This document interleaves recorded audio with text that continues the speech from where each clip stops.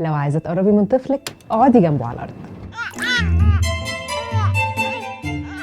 أنا سلمى حسين مامة رشيد، وهكون معاكي من واقع تجربتي الشخصية كأم في عرفتي تربي.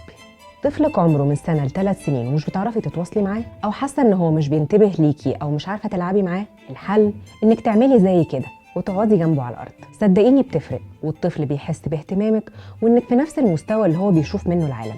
ودايما شوفيه هو عايز يقولك إيه، وإنتي بطريقتك هتجرجريه وتوصلي له اللي إنتي عايزاه. ودايما ابدأي قعدتك مع طفلك على الأرض بحضن ودلع وزغزغة، علشان دايما يرتبط معاه إن ده بداية وقتكم الحلو مع بعض، يعني الوقت اللي مش بتعملي فيه أي حاجة غير إن انتي بتلعبي معاه، وبالتالي هو كمان هيستمتع. بعد كده ممكن تبدأي تتكلمي معاه وتلعبي معاه بالألوان، بالمكعبات، بالبازلز، أي حاجة هو بيحبها.